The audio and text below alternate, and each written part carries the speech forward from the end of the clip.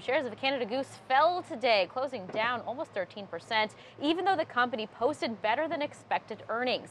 The popular winter clothing maker posting roughly nearly 400 million Canadian dollars in revenue, or just about 300 million US dollars. Joining us now is Erin Sykes, a retail expert. Erin, thank you for joining us here today. Great to see you. How would you sum up, if you had to, the performance for Canada Goose in the last quarter? In the last quarter, overall, we've seen great momentum from Canada Goose.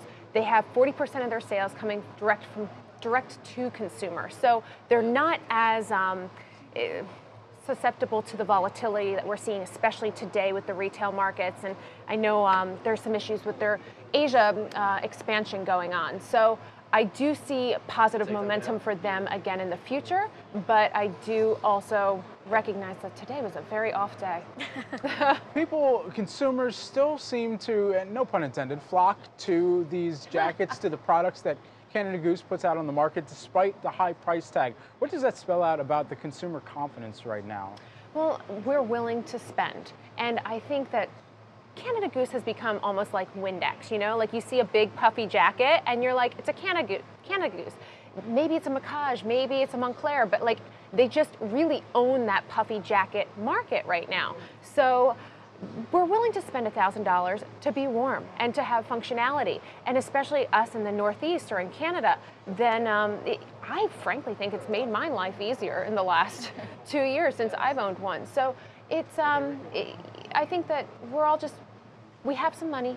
We're willing to spend it in smart ways. Obviously, retail was down in December quite a bit, and that shows to me more of the after effect of having the government shut down and the bad weather and all of that type of stuff making the perfect storm. But the overall retail trend, especially for luxury retailers like Canada Goose, is positive. So we talked about this a little bit last time you were here, in that sales of luxury goods are outpacing sales of other goods overall. Why do you think people are so willing to spend on these higher priced items when overall, as you mentioned, retail sales have been down? Sure, so I think it's not all luxury goods, right? It's the ones that are truly luxurious, truly well made. It's just like content. When content is good, it's going to go viral. It's going to get lots of traction. When a product is actually good, it will jump out of the market. So people are learning, I think social media and like the openness to content right now gives people insight into what is worth investing. You can price check, you can, look at different retailers, you can find comparable goods. So when a brand like Canada Goose jumps out, it's because they do have a superb product. A superb product that, even when they went public, on the day they went public, there were activists outside. The infamous rat that we know has made appearances throughout New York, that was sitting outside as the Teamsters were there. And it's interesting that in the age where the consumer is so socially minded and socially conscious, that a company like Canada Goose still performs well. Why do you think that is?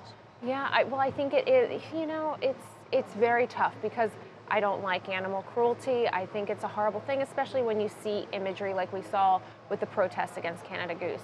However, there's also that functionality element where in the Northeast you need something warm, right? And it does have, it works.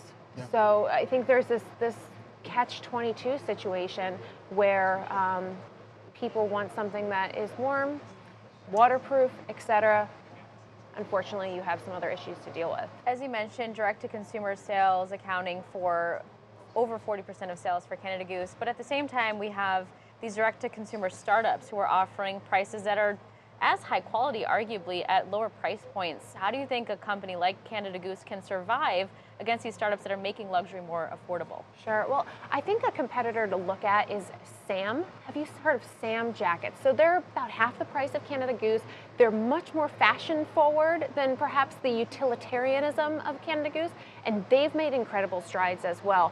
You look at Macage, which is a little bit more of a high-end, also Canadian based jacket. Now, I think that said, Canada Goose still has that recognition. They still are the Windex or the Scotch tape or whatever. Like, you see a puffy jacket and you automatically go and Google Canada Goose. 40% of those direct-to-consumer sales. A lot of consumers aren't actually shopping around once they hear the name brand. Erin Sykes, retail expert, joining us here today on Cheddar, breaking down all things Canada Goose. Such a pleasure to see you again. You too.